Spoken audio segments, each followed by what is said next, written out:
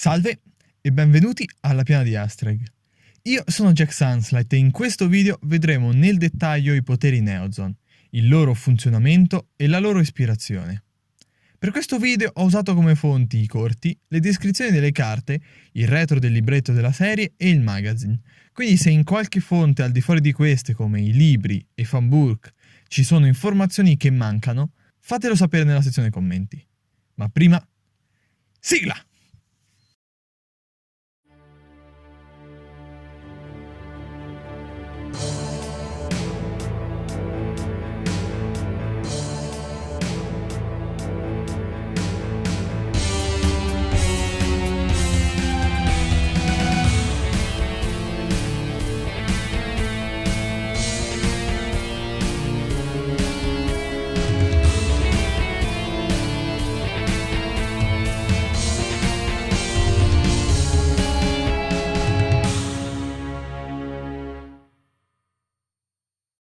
Per spiegare i poteri Neozone, prima dobbiamo avere in mente gli eventi che li riguardano.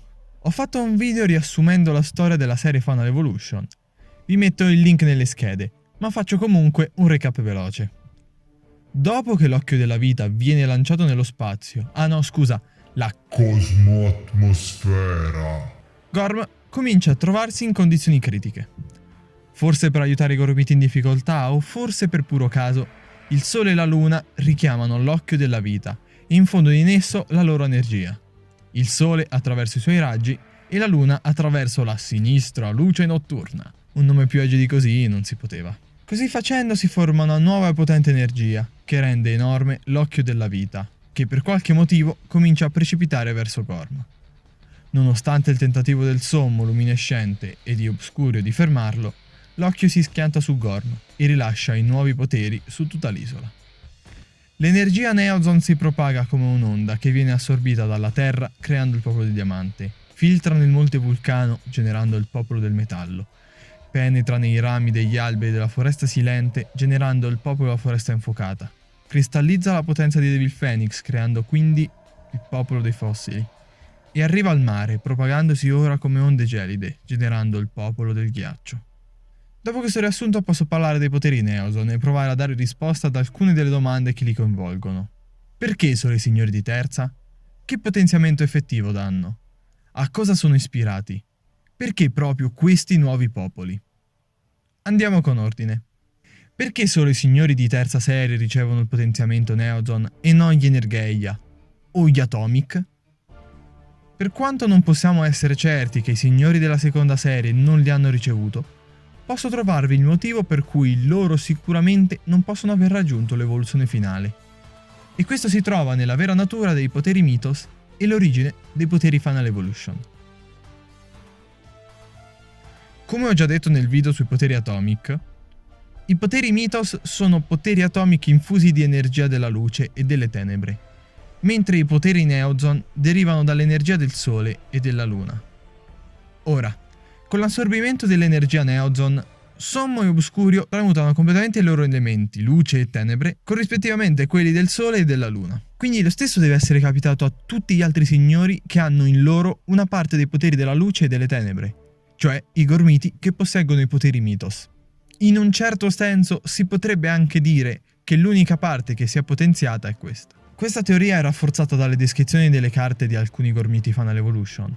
Ad esempio, Torg con i suoi pugni carichi di luce solare, o Devil Phoenix che ha, citando la carta, assorbito le forze lunari Neozone. Ora, non so se qualcuno lo aveva già capito o cosa, ma sappiate che nel momento in cui me ne sono reso conto, mi sono sentito potente. Comunque credo di aver risposto adeguatamente alla prima domanda. Che potenziamento effettivo danno i poteri Neozone? In verità io vi dico che si manifesta in maniera quasi completamente diversa in ciascun gormita. Però si possono trarre delle linee generiche. Diciamo che intanto tutti i gormiti ricevono un incremento fisico della loro muscolatura e un aumento di potere generale. Tutti vengono modificati almeno un minimo sia nei poteri che nella forma. Passiamo quindi alla descrizione degli effetti dei poteri Neozone su ciascun popolo. Popolo del Sole. L'energia della luce è ora energia del Sole e ne sono tutti carichi. I loro corpi sono dotati di un'armatura solare che aumenta la loro resistenza fisica. Se il gormita è dotato di ali, queste sono composte di luce solare. Popolo del diamante. Il loro corpo è come cristallizzato, alcune parti sono in diamante o almeno con la stessa durezza, tra cui anche i muscoli, mentre altre parti sono in acciaio. Enorme aumento in potenza. Possono emettere luce solare.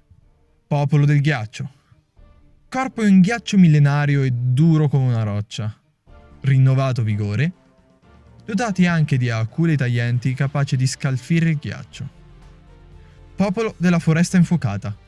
Parti del loro corpo ora sono composte da liane acuminate. Il calore solare ha pervaso e preso possesso del loro corpo, talmente caldo da incendiarli con il fuoco del sole. Ora quindi possono sparare quel fuoco.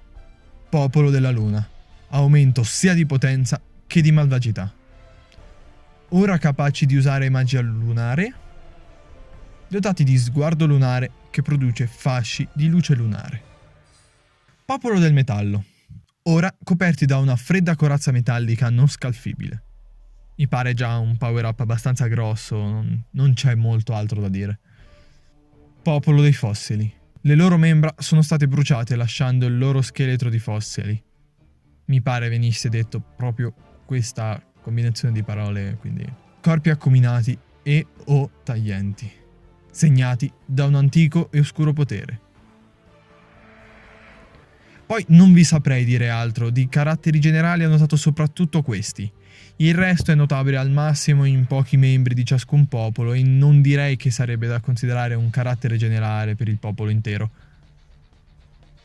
Inoltre non saprei dire per bene il cambio di statistiche come ho fatto con le battle cards per le altre serie, dato che non ho un riferimento chiaro da considerare. Le plastic cards non sono molto chiare e coerenti, quindi io non li considererei.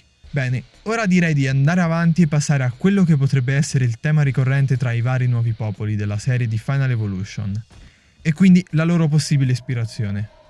Questa teoria mi è stata consigliata da un altro fan, ma mi è piaciuta talmente tanto che voglio presentarvela.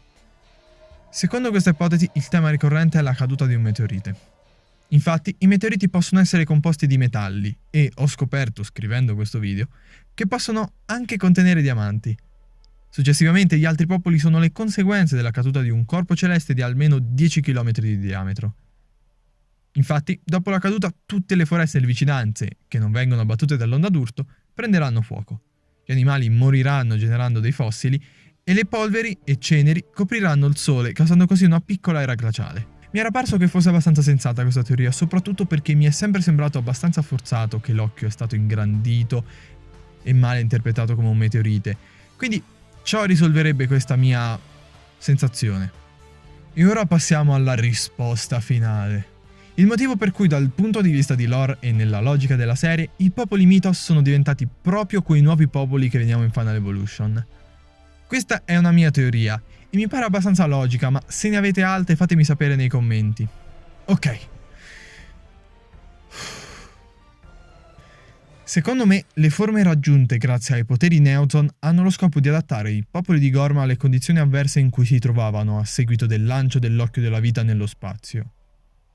Scusate, nella Cosmo-atmosfera. Quali sono queste condizioni avverse e i rispettivi adattamenti?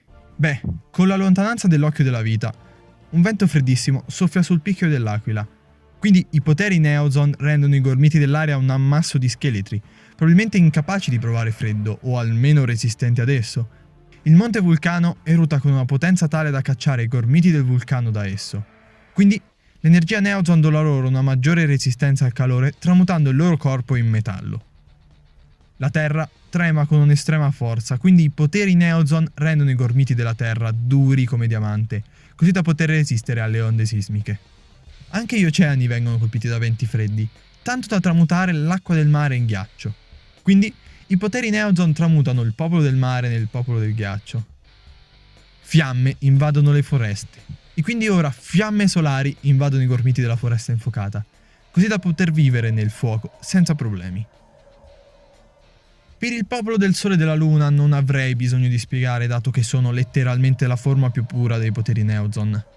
Ma se vogliamo continuare il trend dell'adattamento, loro non subiscono troppo gli effetti degli eventi su Gorm, dato che vengono direttamente da un'altra dimensione. ma i power-up Neozo forniscono loro comunque un avvantaggiamento evolutivo nei confronti delle loro debolezze. Infatti, il popolo della luce, diventando il popolo del sole, ora probabilmente può rimanere più a lungo senza una fonte di luce, mentre il popolo della luna ora può riflettere la luce solare, rimanendo quindi in ombra almeno nei punti in cui si trovano le parti glow in the dark. A me sembra parecchio sensata come teoria, ma non vedo l'ora di sentire anche le vostre. E spero che con questo video io abbia anche risolto alcuni dubbi. Se qualcosa non è molto chiaro, o avete informazioni aggiuntive, o mi sono sbagliato in qualcosa, ditemelo tranquillamente nei commenti. Grazie per aver visto il video, andate tranquillamente con le classiche cose da youtuber, quindi like, condividete, iscrivetevi e tutto il resto, perché davvero aiutano molto l'algoritmo e mi farebbe molto piacere. Se volete aiutarmi un altro po', seguite anche la pagina Instagram, iscrivetevi al mio canale Piattaforma Viola, dove ogni venerdì cerco di ricordarmi di fare una live. Se volete c'è il gruppo Discord internazionale a cui potete unirvi, o il gruppo Telegram italiano. Tutto quanto questo starà in descrizione, o spero di ricordarmene. E niente, adios muchachos.